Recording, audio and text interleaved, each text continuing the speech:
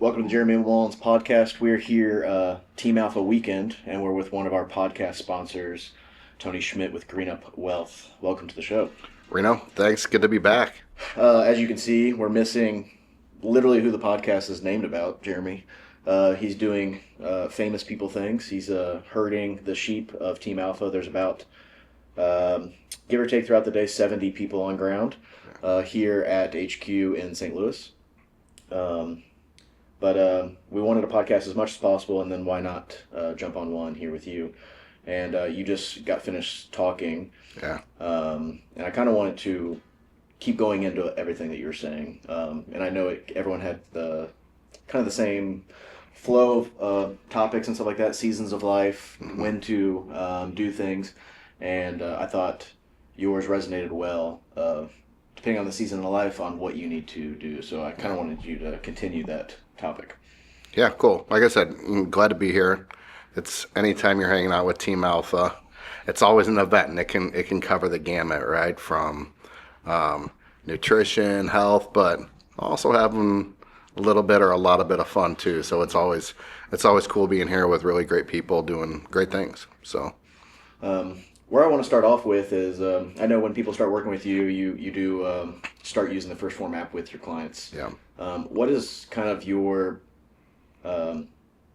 takeaways on what the app does well for clients that are looking to increase their wealth or even just spend their wealth if they're in the retirement ages? What does that app kind of do for them on the fitness side, but also like does it take pressure off of them? Where do you see on your angle? Well, I think anytime you're working towards a goal, there has to be a way to measure and a way to manage. And I think, our clients have access to the First Form app, and that's something that we pay for our clients because we are vested in their success. And so, one, I think it helps them realize that, hey, this is important. My wealth management company cares about my health so much that they're going to pay for me to do this. So there's a little shared accountability that they're going to use it as well. But at the end of the day, when you're chasing a goal, we have to be able to measure, right? We can manage what we can measure. And so I think that's a big, big thing. But just having this tool to keep you on track is such a huge thing that you're adding your breakfast, you're adding your lunch. Because how many times are we busy? And so what do? We skip breakfast, right? And then all of a sudden our work performance drops off during the day because we don't have the nutrition. And so I think it really does. It's a tool that keeps us fueled and really keeps us tracking towards all aspects of life, because we don't have the right energy, we don't have the right nutrition, we're not going to be able to succeed in all areas of life, whether that's work, family, workouts, whatever's important to you. That's why it's so crucial to have the First Form app, and again, why we're vested in helping our clients with it. I just heard the saying, and I actually typed it on my phone from Will Grumpke. Just kind of spoke to everyone, and he said, "You can do anything, but you can't do everything." Yeah. When you bring in new clients, do you see them trying to do everything in their financial portfolio before retirement, on the way to retirement, or just maybe in the early stages? Do you see them kind of trying to do everything instead of focusing on what they do have goals of? Yeah, it's a great question, and I think us, helping prioritize those goals is something that we do on a regular. And Will was great as usual. Every time Will talks, hey, anything Will does, he's exceptional at, but he's very intentional. And I think if you really boil down what Will was saying, it's focus and being intentional at things. And so what we do at Green Up is we're able to talk to our clients and find out what's important to them, and maybe just as important or even more important, why it's important for them. And then we're going to look at a prioritization that, some people might be focused on putting all their dollars towards long-term retirement, but they don't have any short-term savings. Well, that's something we need to fix. Or they're putting money towards X, Y, or Z, but we need something intermediate, because if they can't earn a living and they don't have the protection that they need, those other things aren't going to work either. So it's understanding, just like a wellness journey, just like you're training for a marathon, or whatever you might be training for, is that you have to have a plan, and it all starts with the plan. If you're working on your investment management strategy, but you don't have a financial plan, we're doing some things out of order here. And we need to have a strong foundation, because if all of a sudden you've never trained and you go to run 20 miles, well, you're probably going to injure yourself, right? And so it's the same thing. We have to build things in an intentional manner that are built for a path to you just having all around success. I loved your analogy. You said, if you find yourself in LA and you try to go to New York, Yeah. and you just start driving northeast, yeah, you might get there. A lot of scenic routes and all that stuff. Where do you see people in their planning stages typically when they join you? I mean, at least for me, I have a plan, quote unquote. Obviously, it's more of a destination, kind of like, I'm just going to go to New York. What's the average or typical plan that you see when people come into Reno? Yeah, it's a good question. I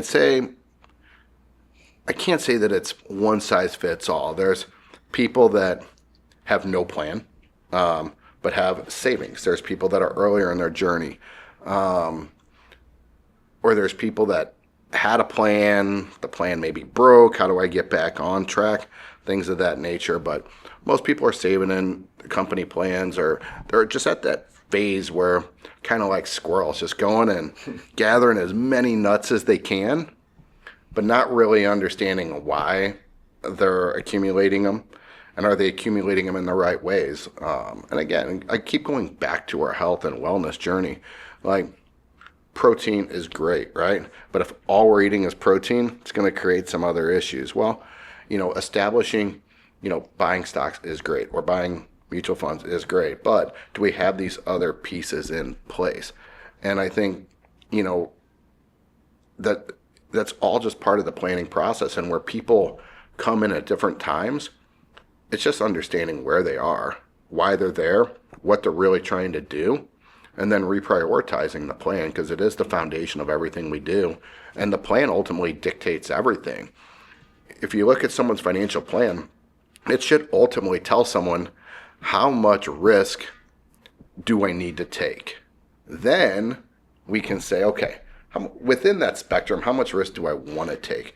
And those are just things that, the plan helps you with, and things that we can help folks out with.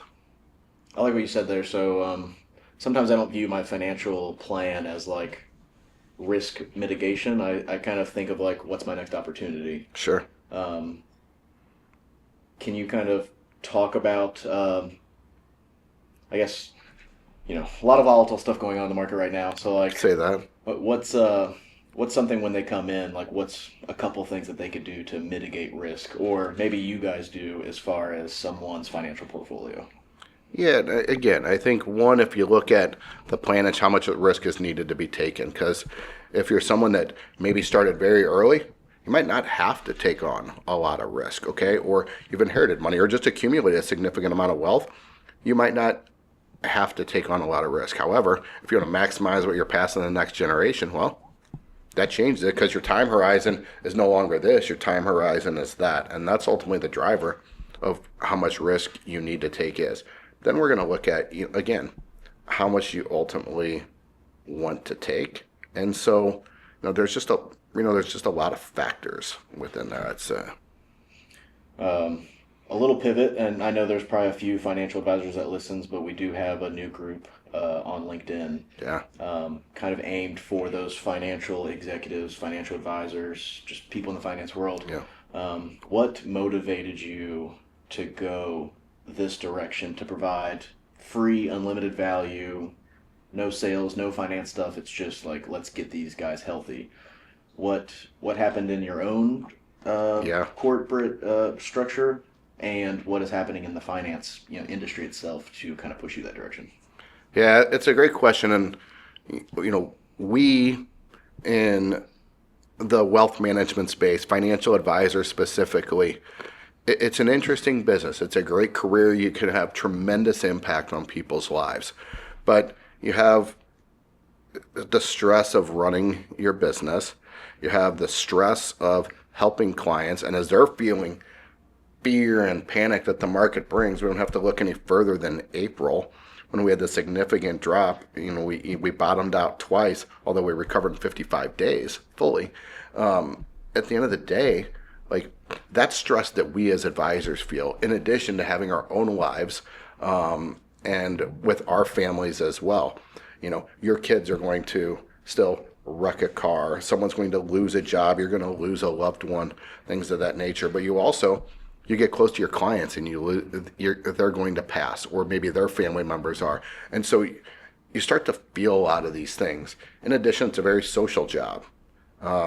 Like swinging up to Helen Fitzgerald's last night with you guys. That's a regular thing in our space. You're going out to lunches, you're going out to happy hours and things of that nature for your work. Not only the ones for personal, to spend time with your family and friends. And so it's just a journey it's a job that can be difficult to stay on track. And it's pretty sedentary overall as well. Especially working remote and things of that nature, you're just not getting out and getting as much movement. And as I went through my personal journey, which, started with Jeremy, I guess 3 years ago or so, initially with Tyler and eventually with Jeremy as I started training for the marathon. But,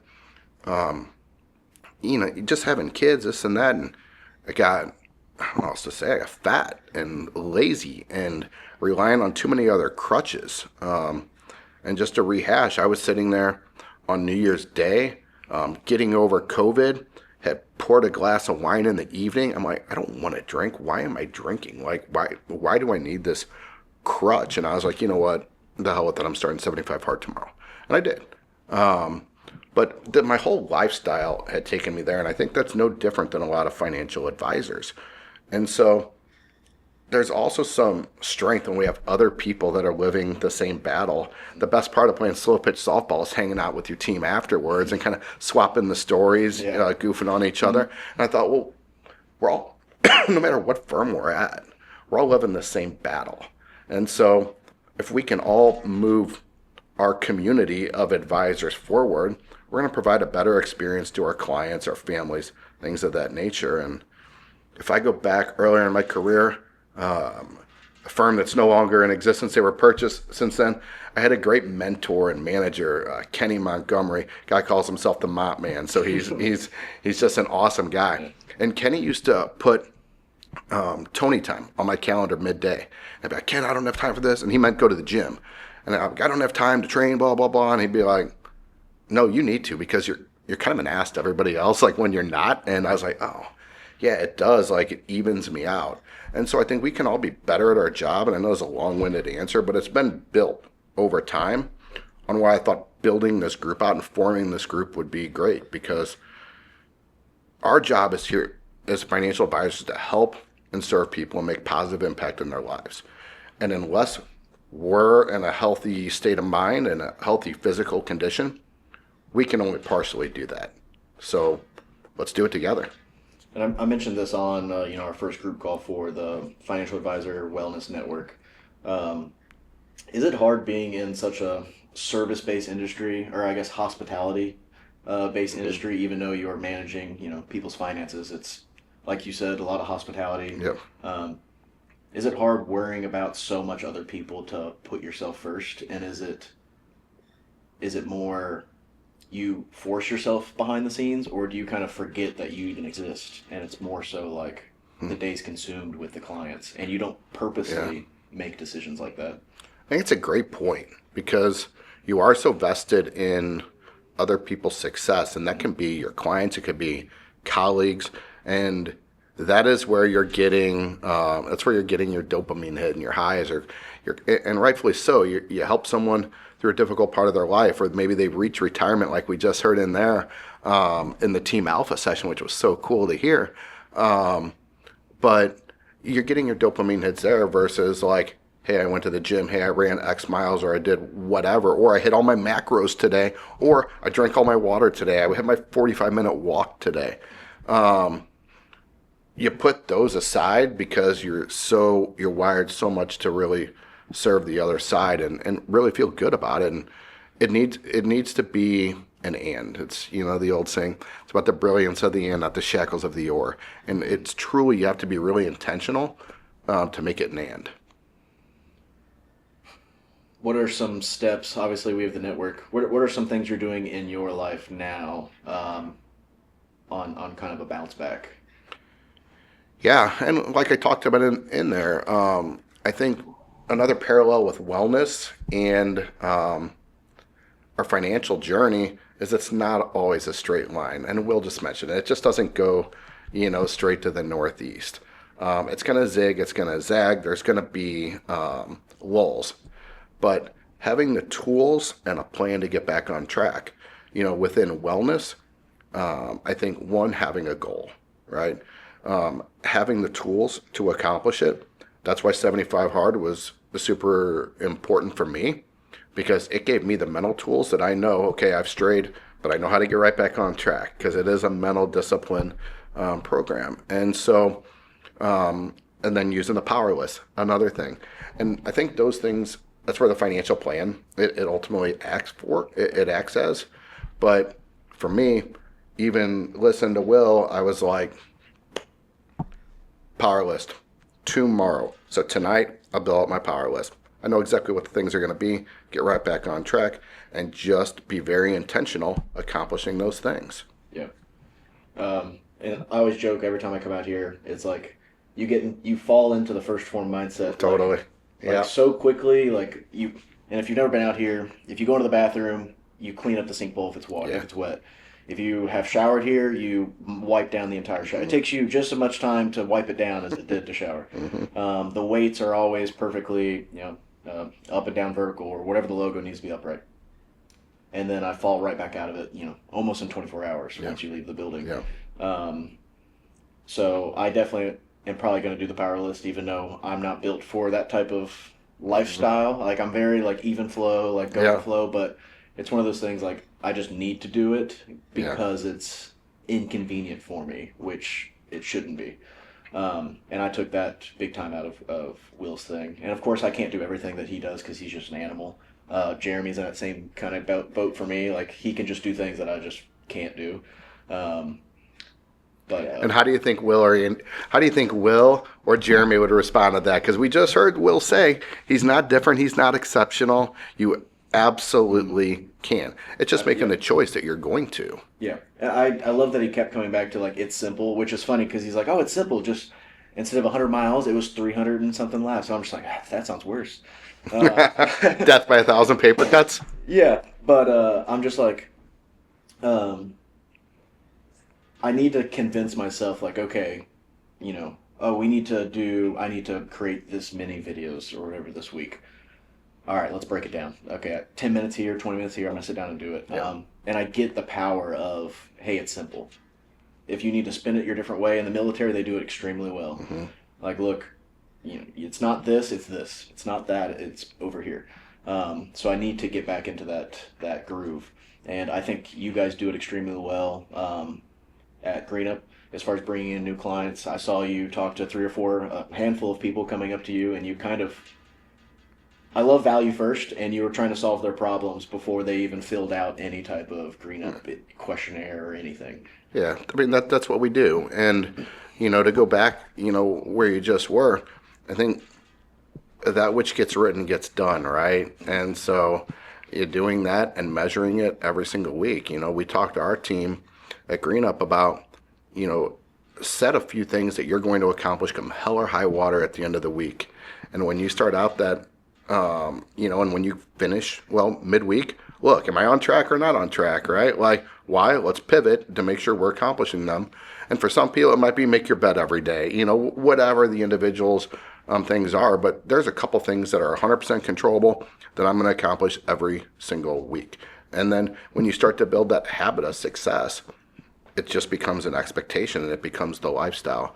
But, to your latter point, how cool is that chatting with people right after, a quick speaking engagement to where they're like, hey, can you help me with this? Do you guys help people with that?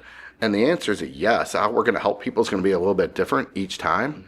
But, and each person I was talking to, they're each at a different stage of life, and they each have different goals and objectives that they're wanting to accomplish. And, we want to just always find out first, what do what's the purpose? What are you looking to accomplish? And second, I want to know why it's important to you. If you want to travel and see the grandkids when you retire, why, because that's ultimately what matters. There's a need behind the need, and we flush that out, then we can really get to work and, work jointly to help you accomplish your goals. And you actually whispered that to me as you came up, like the why. The why is important. Like, Oh, yeah. well, I understand it's important to you. Why is it important?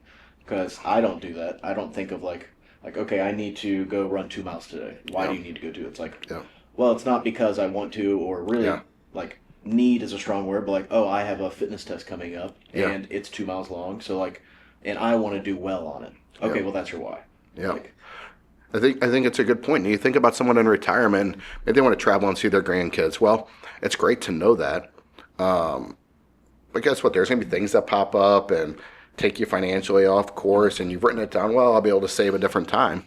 But if you've gotten out and you wrote down, I want to travel and see the grandkids because maybe I was too busy and I didn't spend time with my kids enough, so I'm going to make it up through their kids. Or maybe my parents didn't spend the time that I would have loved them to have spent with, with my kids, and so I'm going to make it up, in that manner too. And people might not ever even say it or verbalize it, but just having to go through that emotional journey, that emotion that they're releasing is going to get them to take action, and it's going to be important. And dopamine's sustainable, right? It's the chemical the brain's going to release to help keep us on track for our goals. And that's why, whether it's a marathon or whether it's, your financial plan, or whether it's for someone that's in a bad mental state, how getting out of bed might be the first step for people. And, but understanding the why is super important. That's what's going to keep us being able to do it day after day when we don't want to. yeah.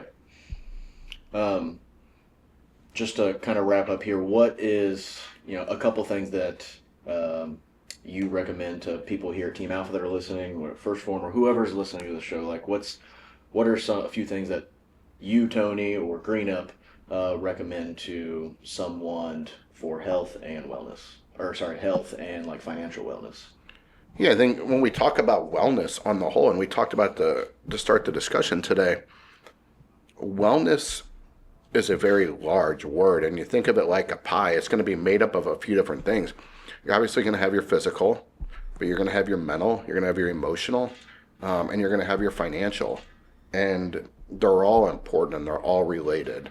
And I fully believe if you're on track for one and you use those disciplines to the other slice of the pie, that'll carry over. As far as things that you can do at any time, because we're all in different stages of our financial journey here, where some people are earlier, some people are later. Some people started early, some maybe wish they started early. It's never too late. And not to beat yourself up on where you are in your journey. Can't tell you how many times I hear, well, it doesn't matter. Let's look out the windshield versus the rearview mirror. But the earlier you can start, the better. That's always, always important. If you can find a way to, not let the money hit your bank account, and again, we're not trying to steal someone's, bread and milk here. It's that excess. You get a raise. Well, if that can automatically be put systematically into an account, that's going to help. Credit card debt is the killer, right? So either stay away from credit card debt, or if you have it, work on a strategy with a professional to pay it down, because those interest rates are almost make it impossible. And I'd say lastly, make sure you're putting good money after good versus good money after bad. Put it in things that are going to help grow or generate additional income. So be it real estate, stocks, bonds, things like that, versus putting it towards things that might make us feel good, but we know we're going to depreciate, like, a car. Like I said before, no matter where I'm at in my stage of my financial journey, I'm pretty sure I shouldn't be buying any car that's in Andy's garage. That's for sure, right? And so now, very appropriate for him. So again, we're all at different stages, and no one should feel bad about wanting great things. I think we should all want great things. Set bigger goals than you ever thought you could have. And that's for you, your loved ones, and be willing to have the discipline, do the work to knock them all out too. Yeah. Well, I want to thank you for one, and Green Up itself. The podcast wouldn't be where it is without you guys. I love what we're doing and kind of moving towards with the wellness webinars here at First Form, Yeah. to all the way to the wellness network. I think that's going to go far and help a lot of people outside of both of these organizations. Yeah. So thank you there, and thank you to the listeners and everything like that. And we'll see you on the next one. Thanks, Reno. Awesome. Thanks, Tony.